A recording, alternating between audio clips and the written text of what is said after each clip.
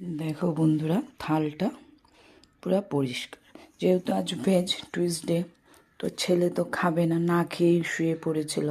তো উঠে এখন টিউশন আছে, তো আমি জানি যাওয়ার আগে বলবে কিছু খেতে দিতে। তো রুটিটাকে একটু নিজের মতন করে ইনভেনশন করে বানালাম।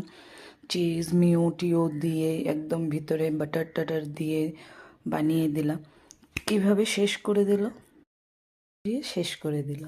আর যদি এটা আমি শুধু রুটি আর বলতাম যে শুধু রুটি আর আলু ভাজা দিয়ে খা বা সস দিয়ে, না মুখ প্যার 3 বেঁকা হয়ে যেত। তো তার জন্য আমি ভাবলাম উঠে যে না, এটা তো খাবে না আর আমার জিনিসটা নষ্ট হবে।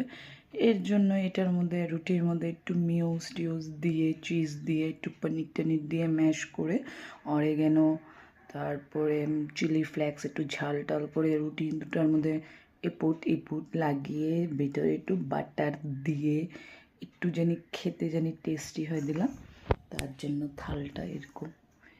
মাদের কি এত জ্বালা, ইস কী করবো। আমাদের যদি কেউ জ্বালাটা যদি কেউ বুঝতো যে আমরা কি খেতে চাচ্ছি, কি খাবো না কি করব, তাহলে বুঝতাম কেন যে বিয়েটা করলাম। আর বিয়ের পরে যে এত জ্বালা এখন বুঝছি, আর বলার মতন না।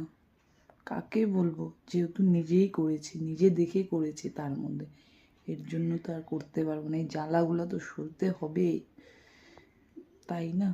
ওম সায়রাম, ভালো থাকো, সুস্থ থাকো। এই জ্বালার মধ্যেই মজাটাই আলাদা।